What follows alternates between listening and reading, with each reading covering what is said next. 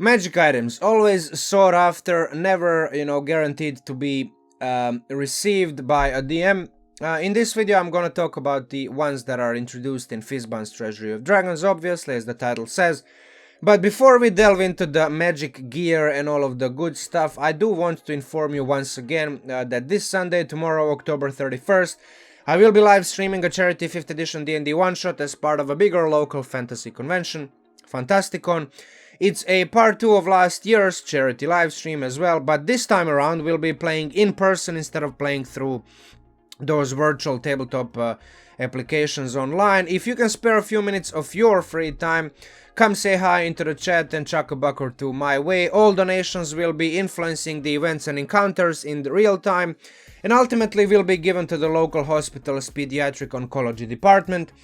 Good cause, loads of fun, hopefully, so expect to see you tomorrow. Yeah, let's jump straight into the items. We can full screen this. So there are a lot of legendaries in here, and most of these items are very useful in terms of, like, if you get them, you're definitely gonna be relying on them, or at least some of your other party mates will be, benefiting from them. First in the list, Amethyst Lodestone. I'm butchering the pronunciation, most likely. It's a solid, very rare item, especially because of the fact that you can cast Reverse Gravity 2 times per day with a very high saving throw DC. Also, you can gain Power of Flight and also control through these gravitational thrusts. I would most likely be just casting Reverse Gravity with this, especially since this is one of those rarer items where if you spend all of its charges, it doesn't have a chance to get destroyed. A lot of items in 5th edition, when you roll the dice to replenish the charges, regain back the charges, if you have 0 charges, there's a chance for the item to get destroyed. This one, well, I mean, not. So definitely something that would be very, very useful on pretty much any character out there, right? Crystal Blade is a very good item. I would dare and say that it's even better than Flame Tongue, because Flame Tongue, even though it technically deals more damage than Crystal Blade, it deals fire damage, right? So 2d6 is more than 1d8, but radiant damage is much less resisted damage type than fire, and also, yeah, you do get a little bit more utility out of it, maybe, making it as a beacon of light or stuff like that. But any character that relies on attacks, melee character will definitely want this if you can get this, right? Dragonhide Belt is an interesting item because it's made just for monks, and I think it's high time that monks get at least something useful in terms of magic items. It increases the saving throw DC of all of your key features. Obviously, this works on a Stunning Strike, but most of the monk subclasses get at least some kind of key feature that uses a key that also imposes some kind of a saving throw against the targets of that feature. Obviously, the rarity determines the bonus, and you also can regain key points equal to the roll of your martial arts dice. So this item becomes better as you gain more levels in monk, because your martial arts die becomes, goes from d4 to d6, d8, d10, and the bigger the dice is, the more key points you can potentially get back. You can only use it once per day, but if you're in a pinch, if you have no 1 hour, spare time to short rest to get your key points back, this is definitely something that you might rely on eventually, right? So if you're a monk and you're searching for a magic item to get, and if your DM is generous enough to give you something that you want, this is probably something that you want, right, as a monk. Dragonlance, obviously the name is going to be, interesting to some of you, but it's an actual weapon, a legendary variety, one of the first ones, I think. Yeah, there's gonna be a lot of legendaries, as I said, in this list. It's a +3 as a legendary should be. It deals extra damage to dragons, and also, it can also give an option to a friendly dragon of yours to make a melee attack. So, for example, if you have a spellcaster who through polymorphs one of your party mates or a boulder somewhere in the wilderness into a dragon, that dragon can attack on top of the extra damage that you deal with this weapon. I mean, it's a legendary weapon, very simple in terms of mechanics, straightforward. It's a decent amount of power, so, you know, nothing. I'm not gonna say that, you know, like, it's super special or anything. If you're fighting dragons, it's awesome. If you're not, it's still good. As good as any legendary weapon you can get out there, right? Dragon Wing Bow. It's a decent weapon for a rarity. Definitely something. If you can't get anything better than this, and there are better magical bows, definitely.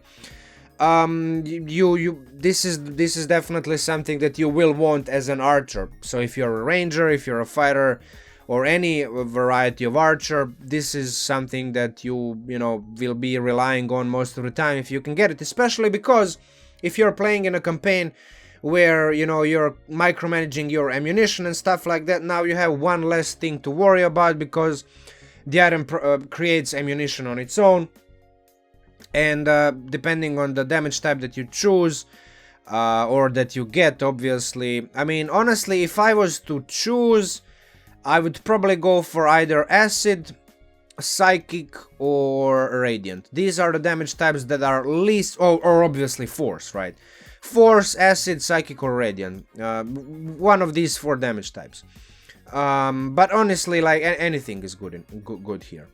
Emerald Pen, the first item that's not really for combat. If you're playing in a campaign full of politics, roleplay, non-combat social encounters, intrigue, you know, secrets, you know, those kinds of scenarios, this is definitely gonna be more than useful. Flail of Tiamat, another legendary item, +3, a weapon that's got a decent length of cone, decent amount of damage. You can also choose which damage type. Honestly, like, I mean, Tiamat can deal all these 5 damage types, so you should be able to deal the same. This is probably something that you will only be able to get either through direct confrontation with Tiamat or one of its cults or whatever, I don't know. But if you can get it, you know, it's definitely more than useful. I mean, for a legendary weapon, it should, right? Also, yeah, the target does take extra damage when you hit with it, so it's like, it hits like a truck, very accurate. You can even do AoE with it.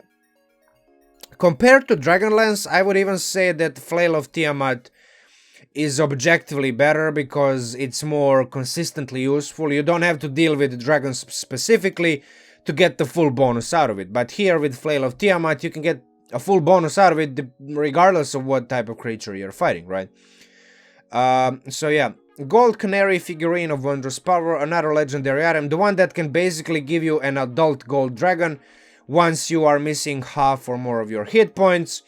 Even in its basic form, Giant Canary, I mean, it can at least be useful as a scout ahead.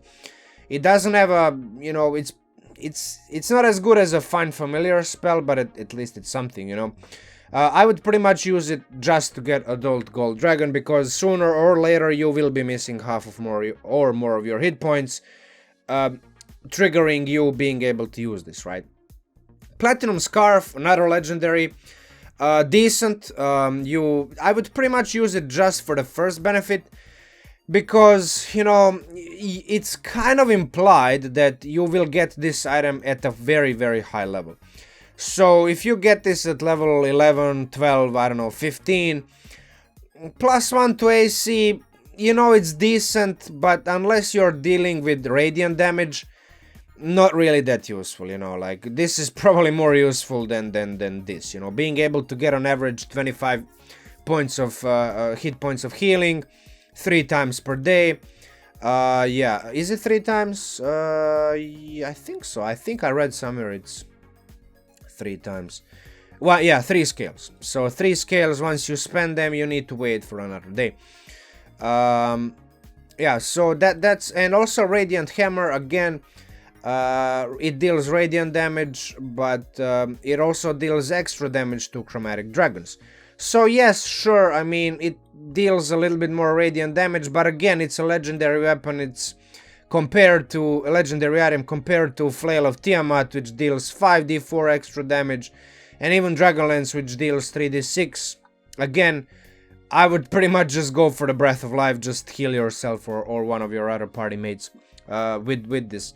Potion of Dragon Majesty, you turn yourself into an adult dragon, I think. Yeah, adult dragon of the same kind as the dragon that scale. It's a consumable, right? It's once that you drink it, it's no longer there, it's in your bowels. But yeah, I mean, you turn yourself into a dragon. It's good for a legendary, you know. Adult dragons are pretty beefy, you know, CR 15, 16, 17, something like that. So you will get a lot of hit points. You will be able to basically kind of like, you know, prolong the amount of damage that you can take and deal it back as a dragon. Ruby Weave Gem. Now this is an interesting thing for spellcasters.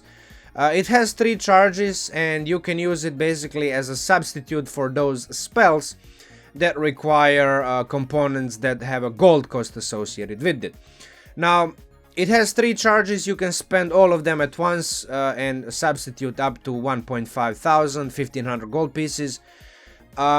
It's, you know, it depends. If you have no such spells, which is a bit hard to believe at high levels that you have no spells that require material components that have a cost associated with them, you know, it depends. The power will vary. To some casters it will be kind of like whatever, to another casters will be definitely something useful. But yeah, I mean, it just depends on the kinds of situations and scenarios you're dealing with. Sapphire Buckler, now this is a very rare. It is kind of situational because you know, if you're not dealing with aberrations, half of it is not going to be useful, and another half is also going to be situational because, again, if you're not dealing with aberrations or, I don't know, like thunder storm giants or something like that, then these types of damages, you know, won't really matter. So it's okay. It's actually very good if you're dealing with these kinds of situations often. But then if you're not, it's just a glorified magical shield, right? Finally, we have the Topaz Annihilator, which is a legendary. I mean, as the name suggests, you can just burn things to ashes. It's extra 2d6 necrotic damage. I do find it slightly odd why it deals necrotic damage while also it can cast Disintegrate, which deals force damage. I think force would make more sense in terms of like theme, but it's a minor nitpick. Who gives a crap, right? It's an okay magic item. It's basically a firearm. Basically, it's a cannon, right? It's a magical cannon. So for that regard, it's good. I wouldn't really say it's the best legendary out of the bunch. I still think that the Flail of Tiamat is the best, but it's pretty powerful on its own. So yeah, that's it for the basic magic items that you can get. Now you get these like horde magic items, which are, they have these like item states. Depending on the state, you get more or less power, right? So increasing power as the states increase. Obviously slumbering probably the lowest amount of power, and then the ascendant is the most amount of power. They have the quirks, item descriptions. So yeah, there we go. Uncommon, rare, very rare, and legendary. Obviously their power increases.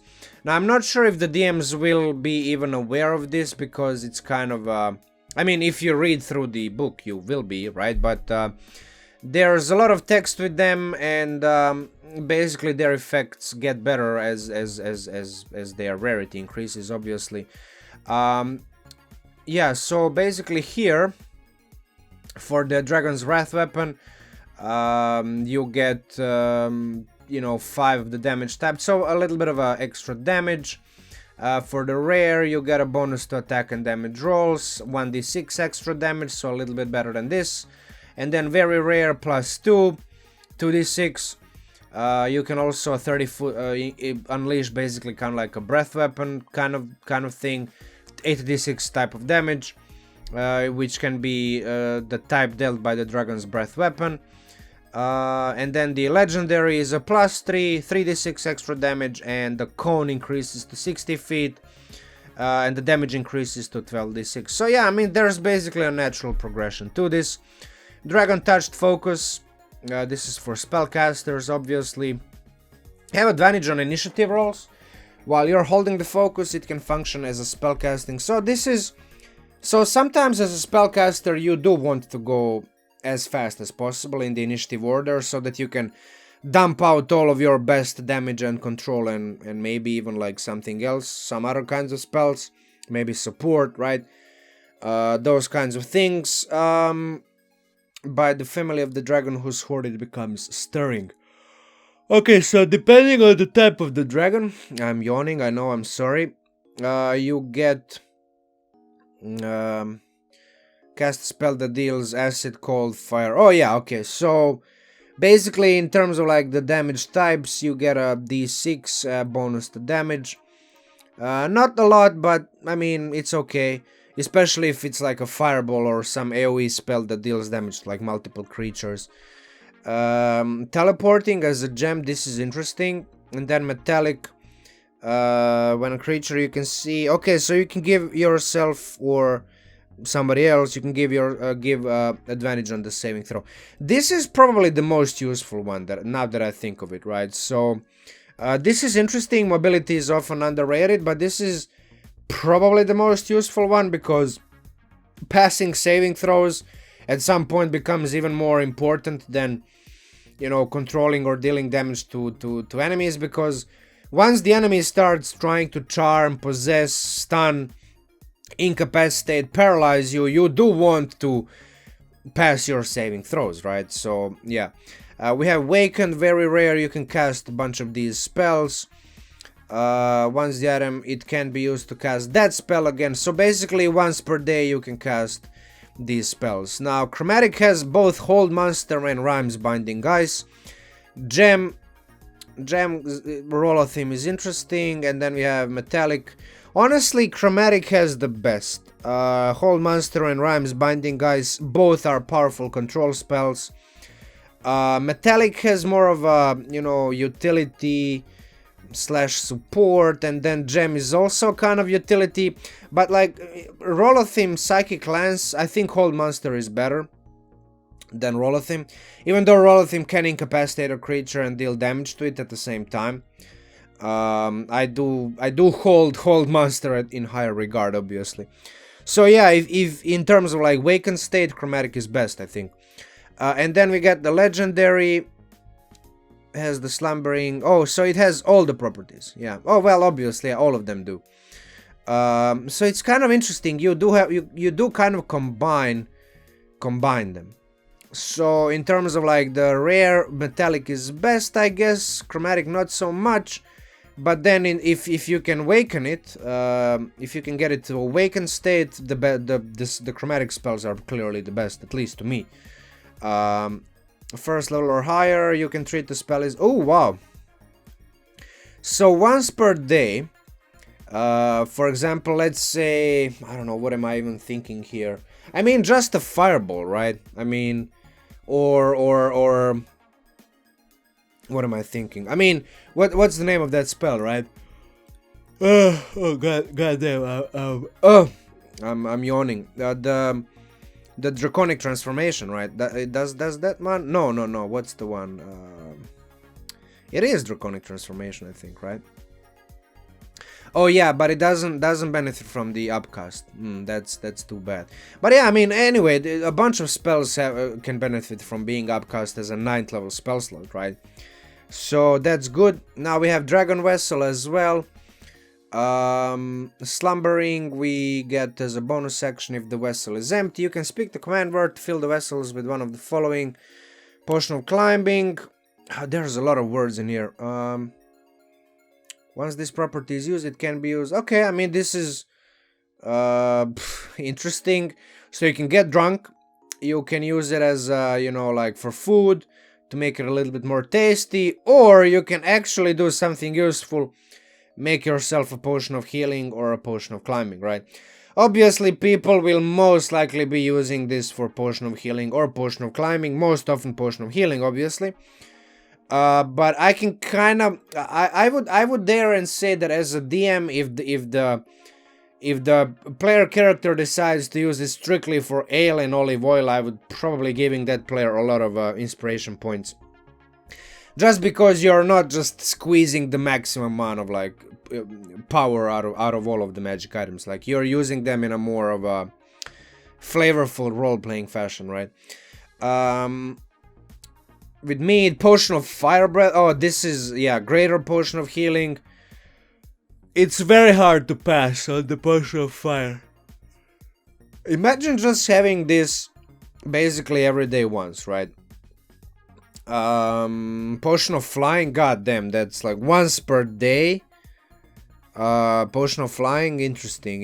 Yeah, it would be once you go up higher into the rarity tiers, it becomes harder and harder not to use these like actually useful, you know, mechanic effects. A Superior Potion of Healing, that's a lot of healing as well. We get the Supreme as well, which is a ton of healing. What is the Potion of Dragon's Majesty? I actually don't even know. Oh, you transform into an adult dragon. Yeah, it's one of these new items, right? The one that I already forgot, right? Yeah, it's like once you get to the Ascendant state, you gotta take this, right? It's so much. Nothing else compares. Nothing else even compares. So yeah, we got the Scaled Ornament finally. This ornament can be a jewelry, cloak, or another variable. Okay, so this one seems a bit simpler. You have advantage on Charm and Frightened, that's good. Bonus to AC, that's also nice. And you cannot be Charmed or Frightened. That's good. For it's not, you know, this is something that's fairly, I'd say, plausible to be received, right? I mean, once you get to very rare and legendary, it's kind of assumed that not often you will be getting these effects, but uncommon and rare, these are good. Also, the creatures in the 30-foot aura around you also have advantage on saving throws. The Vacant Ornament has the steering, obviously. By the damage... Oh. Well, this is very specific. This is very, very situational and specific to the point where you kind of don't even care about this most of the time, right? In addition, while you're wearing the ornament, you gain a fly. Okay, this is interesting. Flying speed. Yeah, so you also get the wings, so bonus points for, you know, cool factor and all of that. So yeah, that's it for the horror magic items. You can also get these kind of like gifts from the dragon. Rarities like magic items, obviously, yeah. The roughly the age category of the dragon. So if you receive this from a legendary, it's gonna be obviously, you know, that. So it depends on this, right? So yeah, let's see. You can make yourself a pseudo dragon. Basically, kind of like similar to that Warlock's Chain, Pact of the Chain. But instead of like 4 choices, you only get 1. And you can also make it attack. That's nice. You become a Dragonborn. That's interesting. Matches the family of the dragon. Yeah, obviously. If you're being given this by a gold or a, I don't know, copper or silver or whatever, you become that kind of Dragonborn. Or some kind of gem, right? You can keep any skill proficiencies. Why am I yawning? Okay. You gain proficiency in 2 skills of your choice. Wow. So you can keep the skill proficiencies, or you gain proficiency in 2 skills of your choice. So this is strictly better, right? Because you become a Dragonborn and you gain skill proficiencies. Interesting. This is actually a very nice gift. I would definitely... I would like to receive something like this, you know, as a player character. You gain keen senses like a dragon's, okay. Blind sight within the range, okay, that's fine. You advantage on wisdom perception checks. Decent gift. Blind sight is very, very useful, not gonna lie. You have begun to extend your awareness beyond the single world of material plane. Okay, so this is a little bit of a utility, you know, like maybe, you know, non-combat, trying to figure out stuff, kinds of encounters. So yeah, it's also interesting because the entity you contact is a dragon on another world in a material plane. So it kind of limits your options in terms of who you can contact. And it's also an echo of the dragon who is the source of the gift. So if you're the unlucky one and you get a gift from a red dragon, you know, evil one, then well, I mean, I guess you're not, you might not get good information, you know. Frightful presence. Okay, that's just basically frightful presence from the dragon, which you can use a number of times up to your proficiency bonus. That's fine. It relies on your charisma, so this is definitely something that's again, I'm yawning, god damn it, that's gonna be more useful on paladins, warlocks, sorcerers, bards than any other character, right? And then finally well, not finally, right, we get psionic reach, telekinesis, resistance to psychic damage. Yeah, this is obviously from a gem dragon, so I guess you would need to be in contact with some kind of a gem dragon. I think this is the emerald variety, right? Yeah, pretty much. So you also can't cast. Yeah, okay. So pretty standard for these kinds of features. Scaled toughness. Does this improve your armor class? No, you gain resistance to piercing and slashing damage. Okay, I mean, for a legendary, a bit too weak maybe, because these kinds of damage types. Okay, you're still gonna be dealing with piercing and slashing damage at high levels when you're expected to get legendary items, but at the same time, I would like to see a little bit more, you know, maybe a little bit more armor class bump, but you know, it's something that you get, so it's a net gain either way. Draconic, make yourself loud, advantage on persuasion checks. Again, this is probably something that's gonna be again, I'm yawning, god damn it. That's gonna be more useful on charisma characters, right? I need to go out and get some fresh air, like it seems like my brain is lacking oxygen. But anyway, that's it for the gifts, and I think that's it for all of the dragon options. I'm pretty sure. Let's check. Yeah. Everything else is obviously, you know, flavor, theme, all of that. We do have followers, encounters. Let me actually check what's up with followers. Yeah, so this is probably something more for DMs, which can give you. Yeah, we actually have a kobold in our Tomb of Annihilation party right now, so I'm definitely gonna be telling my DM to take a look into this, because he is basically a follower of ours. And yeah, that concludes the series of these Fizban videos. Again, don't forget about the live stream tomorrow. I do hope to see some of you, or maybe a lot of you, in the chat tomorrow. Come say hi. We are, you know, going to be, that's basically happening in less than 24 hours from this point. So yeah, like, share, comment, subscribe, hit the bell button. Thank you for listening all the way through. This is probably the longest of the 6 videos that I made, right? So thank you for that. And yeah, with that said, MinMax Munchking out, and talk to you soon.